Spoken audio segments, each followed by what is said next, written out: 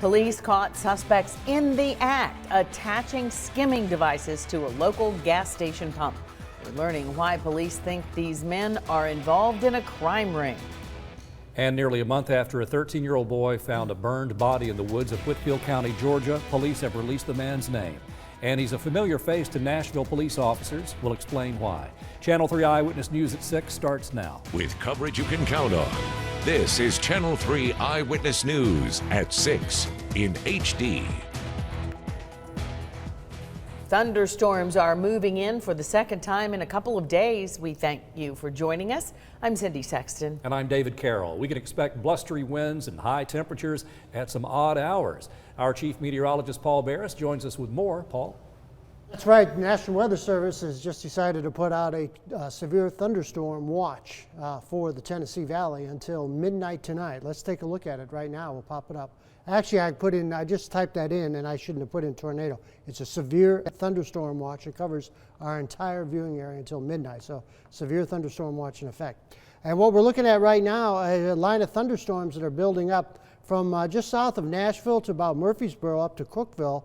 And some of these storms, they're not severe yet, but you can see they're really just starting to build up, and they're going to get stronger and stronger. And we could have some very strong gusty winds with this as time goes by. So be prepared for severe weather for tonight. That's about it as far as the severe weather goes right now. But until midnight, be prepared and stay with Channel 3. We'll have the updates coming up throughout this evening.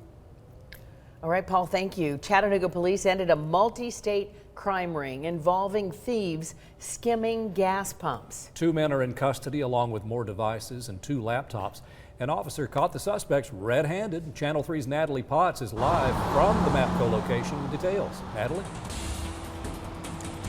Hey, David. Well, police say this type of crime is one of the most difficult to solve. In fact, the police officer just so happened to pull into this parking lot and see suspicious activity around the pump. Police say a man in a U-Haul truck parked close to the gas pump had his hand inside of the access door. Then he and another suspect took off. The officer made a traffic stop and found the 2 men with the pump's key. A computer skimmer wire was also found, tossed out into the parking lot. The odds of this kind of a capture are right up there with a meteor strike. They had to be caught in the act. This is a very high-tech crime, very difficult to pursue. Once they have the device there, all they have to do is pull up next to it, and they can wirelessly transmit that information. And again, the odds of catching them are just astronomical. Rafael de los Rios Jr. and Yandy Sendeno Pena are both charged with vandalism, malicious mischief, and tampering with evidence. De los Rios faces additional charges for possession of cocaine. Both men are from Florida. This was part of an interstate ring that had been going around. As a matter of fact, it was the same 2 people that the Secret Service had been seeking in the last few weeks with national bulletins. Damage to the pump number 1 is estimated to be about $10,000. Pump 3 was tampered with as well. This is the second time skimmers have hit this MAPCO.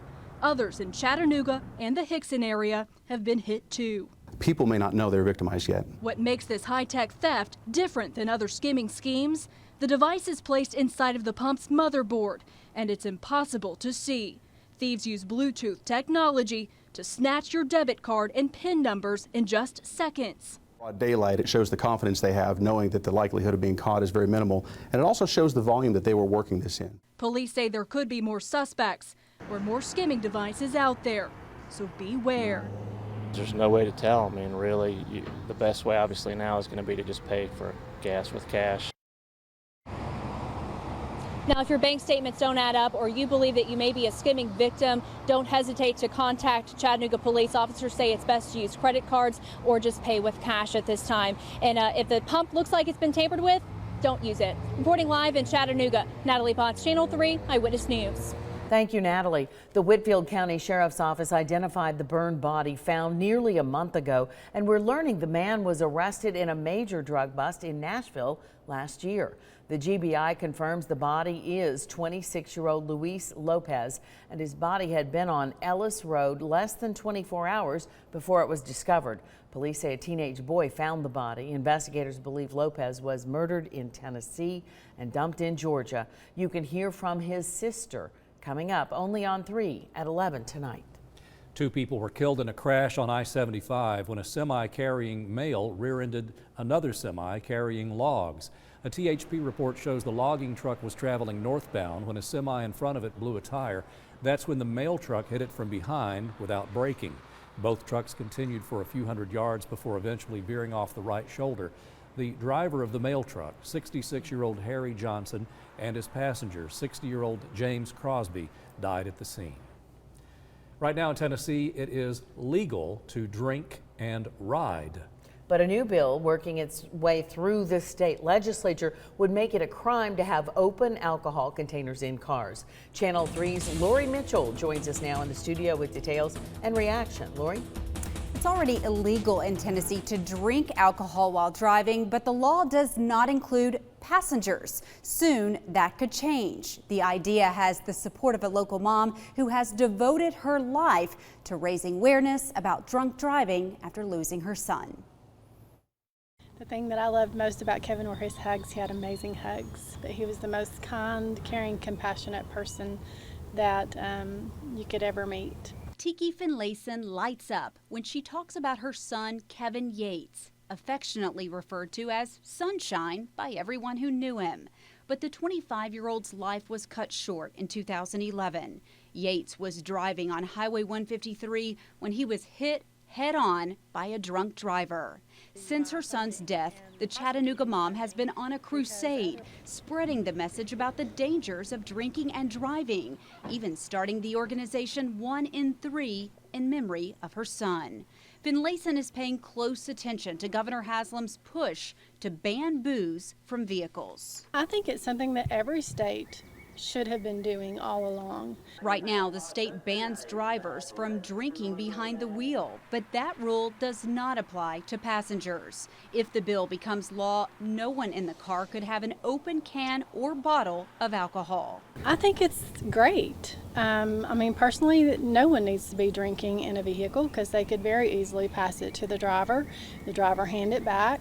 And so I think it would be a great bill to have passed. There are concerns, though. Tennessee's open container law for passengers does not meet federal regulations, and some of the state's share of federal road money is diverted to DUI enforcement. Prosecutors and police worry that money would be lost under the change. Meantime, the woman convicted of killing Yates only served 19 months of an 8-year sentence. That's because Finlayson convinced the parole board to release her early. And in a surprise twist, the 2 women now speak at schools together to spread the message. One bad decision can impact many lives on both sides of tragedy. I'm just so glad that she wanted to be a part of that solution. And this isn't the first push to change the law. Other attempts have failed over the years. If the bill does pass, the money would be spent on improving roads. We checked with Alabama and Georgia, and if you live there, it is illegal for anyone in the car to have an open bottle of alcohol. I'm Lori Mitchell, Channel 3 Eyewitness News. Thanks, Lori. Now, here is where it gets complicated. If Governor Haslam's bill passes, the state could lose DUI funding because the governor wants to shift the money to his Improve Act. We checked with the district attorney's office to see how the potential loss could affect them. The spokesperson says salaries for 1 prosecutor and 2 support staff are funded by the DUI grant. The statement reads in part, under state law, the county cannot pay for a DUI prosecutor without also matching 75% of that salary to the public defender's office. So it's extremely important to us that the state continue to fund this position in some form. Well, the flu continues to trickle down county by county. Now we have more school systems closing. Walker County and Polk County schools will be closed the rest of the week. That's just the beginning. We can also add Etowah City, Bradley County, Cleveland City, Marion County, and McMinn County. And how about that? All the counties that you saw highlighted on that bright screen, in addition to Sweetwater City, have had at least 1 school closing because of illness. Channel 3's Kate Smith joins us now with a look at how businesses are handling this virus that spreads. Kate? David, employees at the Creative Discovery Museum say they aren't doing anything different despite the flu-like illness hitting the area. They say they take their cleanliness serious all the time. Every day, the museum does a thorough cleaning. Costumes are put through the dryer, and a special sanitizer is used to wash down surfaces. We actually follow CDC guidelines, which call for the use of a sanitizer, not just a dishwasher. So this is a commercial grade sanitizer. But if you're not feeling well, they do advise that you stay home while you recover so you don't get anyone else sick. And the good news is the oldest trick in the book to preventing the flu is also the easiest. Just wash your hands. Plus, there is still time to get your flu shot. It does take a couple of weeks to take effect, so you better act quick. But for now, I'm live in Chattanooga. Kate Smith, Channel 3 Eyewitness News. Thank you, Kate. The top 100 cities list has been released, and Chattanooga comes in on the upper half, number 42. The overall score for the scenic city is a 6.6 out of 10. The city moved up on the list primarily because of the $120 million riverfront project. The report claims the project paved the way for popular events like the Ironman Triathlon and Riverbend. You may be wondering who topped the chart. Well, look and see. Austin, Texas, number 1. Denver at number 2. San Jose at number 3. Nashville, Tennessee, number 13. So we've got a little ways to go, but we're in good company. You can see the full list at WRCBTV.com.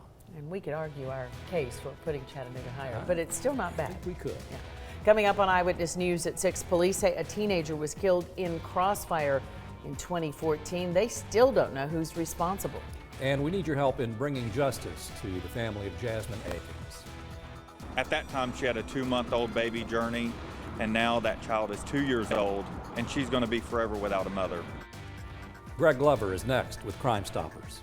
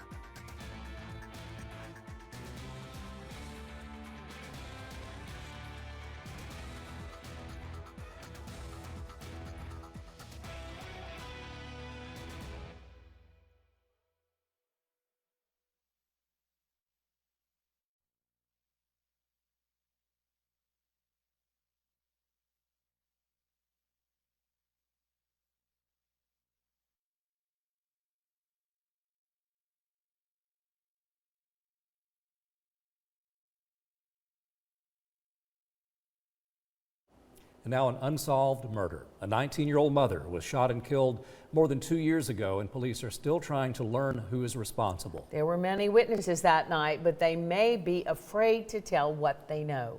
Crime Stoppers is the perfect way to keep any bad actors from learning you did the right thing.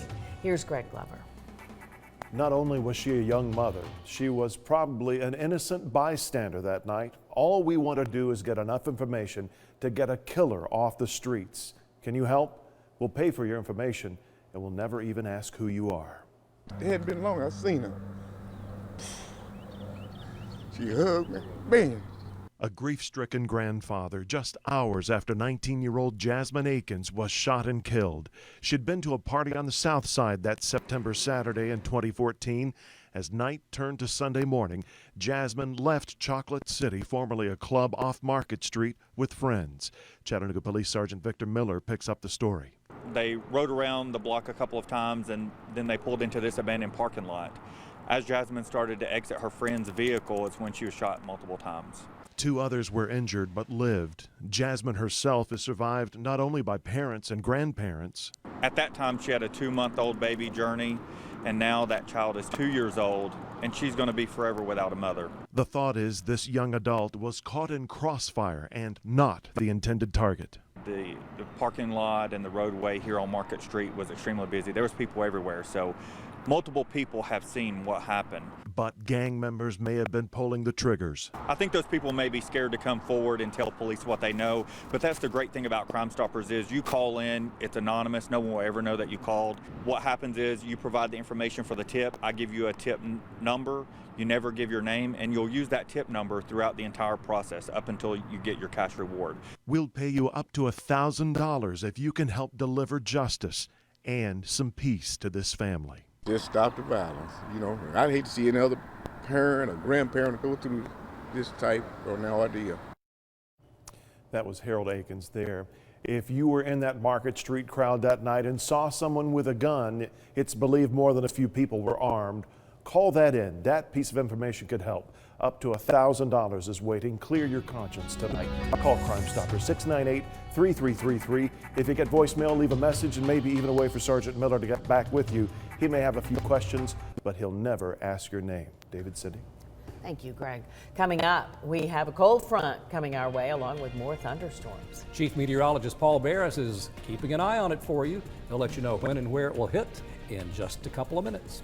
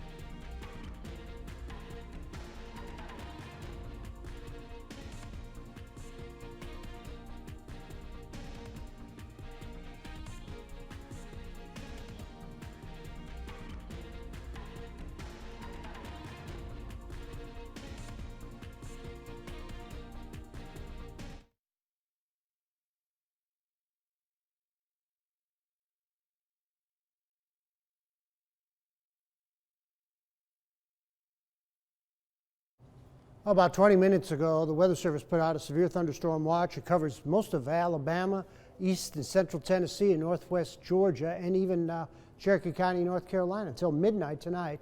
That's 11 p.m. Coming up for our central counties. But that's what is standing right now, severe thunderstorm watch. And here's the line of thunderstorms just developing south of Nashville about an hour ago. It really started popping. There were some bigger thunderstorms that were over Fentress County, moving towards the Tri-City area that dropped lots of hail. As a matter of fact, they had hail reports of almost quarter-size hail out of some of that to nickel-size hail too. So these thunderstorms could have some hail and some very gusty winds. I want to pull back just a little bit more because I want to show you where the snow is flying. Up over Indiana and Ohio, this is going to be moving over New England, and it's going to dump almost a foot of snow out there. So this is going to be one humdinger of a storm before it's over with. For us, though, we're just going to see these thunderstorms and then the wind for tomorrow. Winds out of the south at 7. It's 63 in Cleveland, in the city, and in Dalton, also in Athens. Well, it's 56 in Murphy and 63 in Fort Payne. 64 and 55, the high and the low. Just a trace of rain today at the airport. 3/10 in Scottsboro so far. Dalton's had 63, Calhoun 64, Lafayette 64. Chatsworth got up to 72. A couple tenths fell on your Ellijay. About a tenth of an inch in Red Bank with 66 in Cleveland, 63 Ottawa, 65 Soddy Daisy, 64 Lakeside. Also in Riceville, 64. Spring City was 64. Well, it was 67 in Pikeville, 10 Mile, Athens, and 65 from Murphy, right along the border all the way to about Jasper, and about 69 out near Etowah. All right, latest Vipercast is showing this line of showers and storms moving out of here tonight. It's not going to last that long. By midnight, most of the stuff should be over with out of the whole viewing area. And then the cooler, colder, drier air will move in. The sun will come back for tomorrow afternoon. Looks like a fine day, except for it's going to be cold and windy.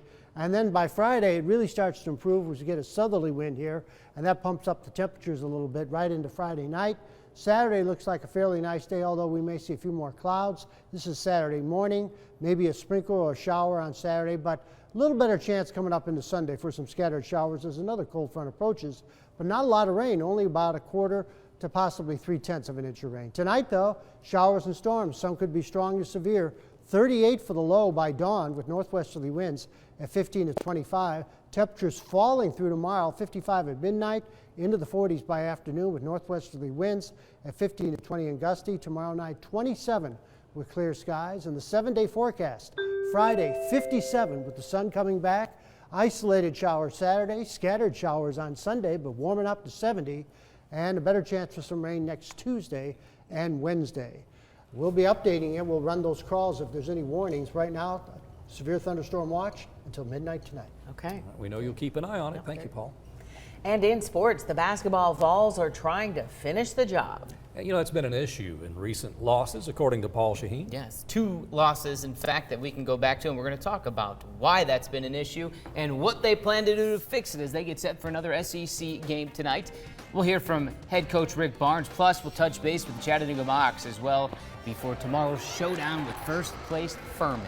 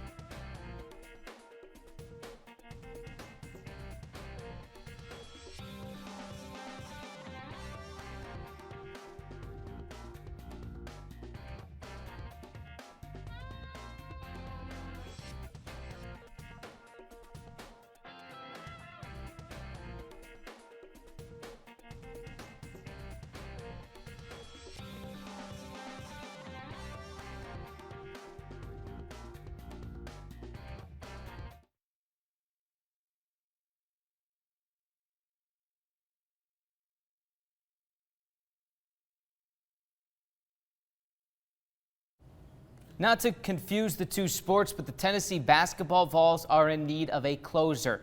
In each of their last 2 losses, the Vols have had double-digit leads midway through the second half. Since Mariano Rivera is retired, the Vols are trying to find their own answers. Rick Barnes says their inability to finish may be one of a few issues. Sometimes immaturity has something to do with it. When you get out to a big lead and you think that, hey, this game's over and this team's not ready to play. Bad shots, turnovers can flip it around real quick, but it goes back to understanding that it is a 40-minute game. What do you do to flip it back? If you don't get aggressive and play to win as opposed to just playing hoping the game gets over with and you're on top, you're not going to flip it back. One of those 2 losses where the Vols led late and lost was at Ole Miss. That's relevant because the Vols are minutes from tip-off with the Ole Miss Rebels in Knoxville. It's a rare 6:30 tip. We will be sure to have highlights, post-game sound tonight at 11. Meanwhile, the Chattanooga Mocs are traveling as we speak. UTC will spend the night in South Carolina ahead of tomorrow's showdown with first-place Furman, who's won 16 straight home games. But these Mocs have been rather successful on the road under Matt McCall. McCall credits 2 key stats. You look at our stats in the last 2 years, we've got 16 road victories. In our 16 road victories, we only turn it over about 10, 11 times a game, and teams are shooting less than 30% from 3. In our 8 road losses, teams are shooting over 40% from 3, and we're averaging about 18 turnovers a game. So those 2 keys right there are big. Now the Mocs currently sit 1 game behind Furman, tied with ETSU for 2nd place. In their first meeting this year, the Mocs won by 16 at home. Just 7 games left to decide it all before tournament play. They tip at 7 tomorrow night. In the NFL, the shakeup in Atlanta continues. After adding Steve Sarkisian as OC yesterday, the Falcons punted on defensive coordinator Richard Smith and D-line coach Brian Cox. Reports say Quinn had taken over much of the defensive play calling in the second half of the season. No replacement has been named. Looking ahead now, professional boxing returns once again to Chattanooga this weekend, thanks in part to DeMarcus Rogers and Grind Nation Promotions. They've had success with previous events, and they're expecting another great turnout. It goes down Saturday at the Convention Center. Doors open at 6, fights start at 7, $20 gets you in. But more importantly, Rogers, who grew up in the inner city, says it's more than just a fight night.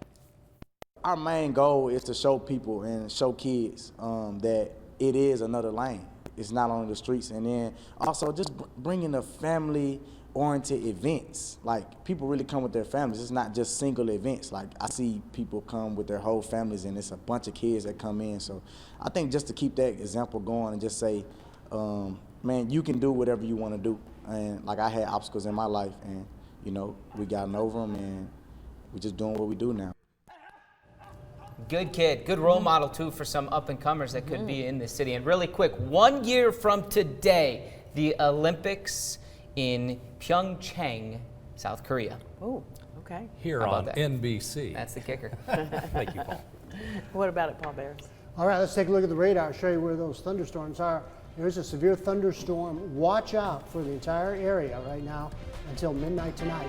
A line of thunderstorms from Columbia to Murfreesboro heading to the south and east. We'll have updates throughout the evening, and we'll see you at 11.